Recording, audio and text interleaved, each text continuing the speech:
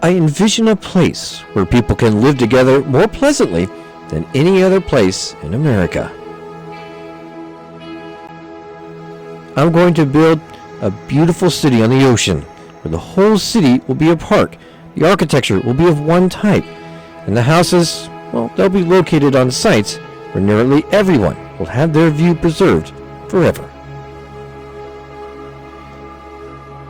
These are the words of Ole Hansen, a great man and founder of our town, San Clemente. In this documentary, we will learn from many people who live in this town and their experiences. We will explore the challenges and successes of this town from many types of people and understand why we call this place home.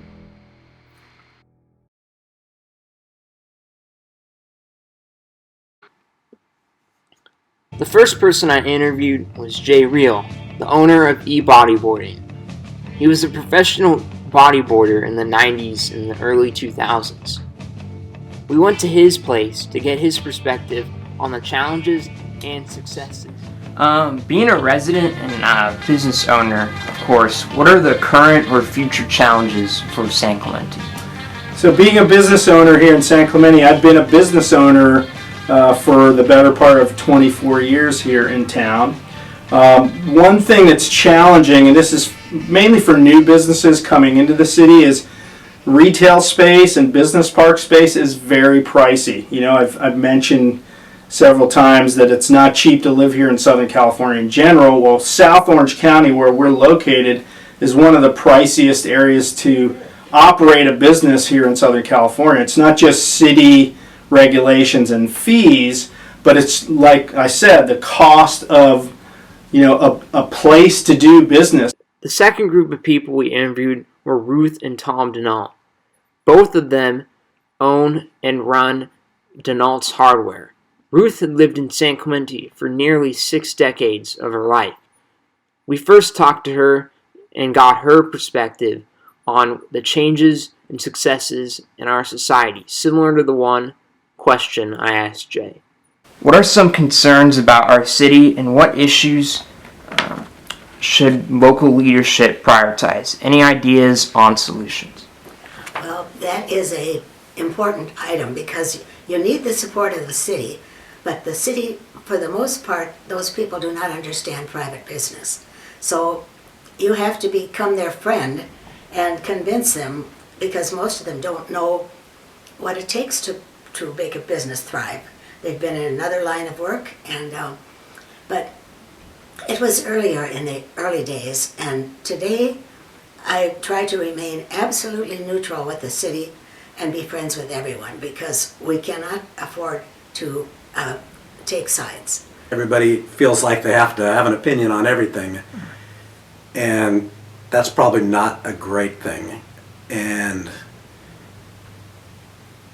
I think that the city, we used to have people on the city council who were all just good local people who wanted to do what's best for the city, but now we get a little too much where people have their own agenda and they want to come in and they're supporting this developer or this political objective, and that's not good. What can be done to preserve the charm and character of San Clemente for future generations? Well, we keep it to be exactly totally friendly. We don't talk politics ever at Casa Romantica. We talk about the history, the beauty, the horticulture, the ocean, the surfing, everything that is wonderful. What can be done to preserve the charm and character of San Clemente for future generations?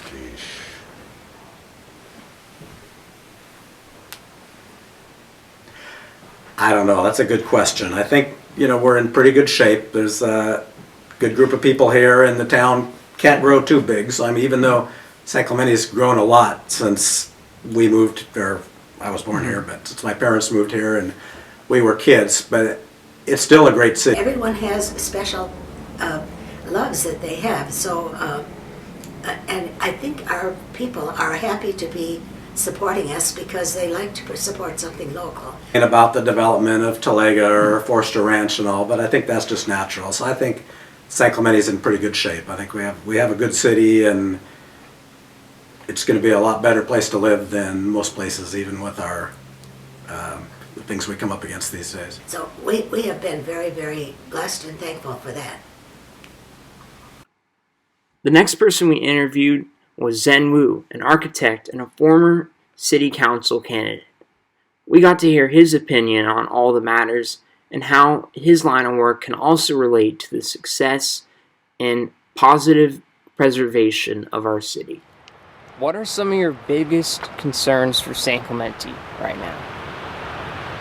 The biggest concern of San Clemente is over the last couple of years, maybe I would say over the last almost a decade, the nation has been polarized politically, and that inevitably affects San Clemente. So if we look at our city politics, it's no longer issue-based. It's always divided along the party lines.